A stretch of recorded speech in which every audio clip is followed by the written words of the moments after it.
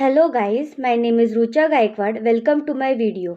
In this video, I will be talking about consumer surplus. So if you want to know in detail what is consumer surplus, please do watch this video till the end.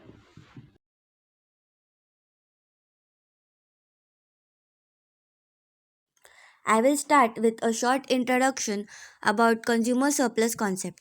Consumer surplus concept was firstly given by Dupuit in 1844 and was called consumer's rent, which means it was called consumer's rent first and then was given the name consumer surplus by Marshall. Marshall, in his famous book Principles of Economy, gave the concept name as consumer surplus. So, I will start explaining the topic, that is consumer surplus, with the definition first and will explain the definition later.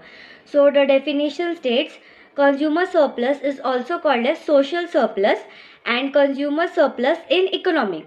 It is known as the difference between the price a customer pays for an item and the price he is willing to pay rather than do without it. As you all can see, this is the definition of consumer surplus. I will further explain with the help of examples. So, we just had a look at the definition of consumer surplus. Now, I will explain what consumer surplus actually is with a very easy example. Suppose you're going by the road and you see a very beautiful dress which you are willing to buy, and you have made in mind that I am going to buy this dress. So when you looked at the dress, you made an image of the price in your mind that this dress would at least be for rupees 3000. Then you went to the shopkeeper and inquired for the price of the dress. The shopkeeper said that you will get this dress by rupees 1000 and you buyed it for rupees 1000. Now, this is known as consumer surplus.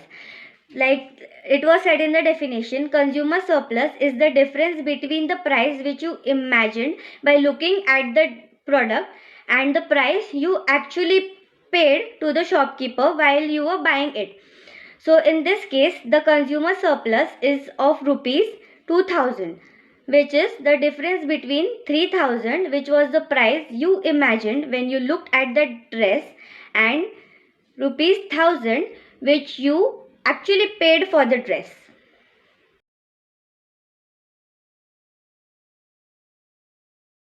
Let's take another example. So the concept of consumer surplus is cleared in your heads. Suppose I want to buy a show ticket and I imagined the ticket to be at least for rupees 3000, and I got the show ticket for rupees 2000. So the consumer surplus in this case is rupees 1000. It is the difference between rupees 3000 which you imagined to pay minus rupees 2000 which you actually paid while buying the show ticket.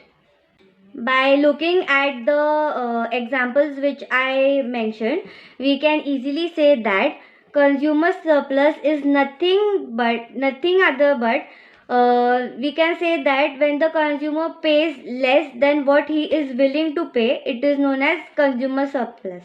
Isn't it simple? The formula for consumer surplus is also very easy.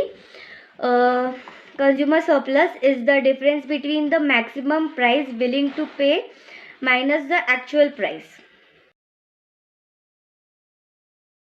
Now, let's understand consumer surplus with the help of the diagram in the video.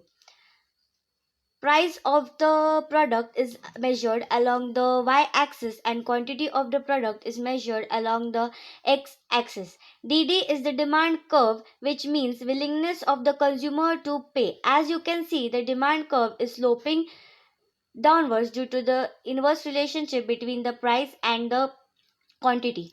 OP is the price line, which means the actual payment which the consumer pays for the product. CS is the difference between demand curve and the price line.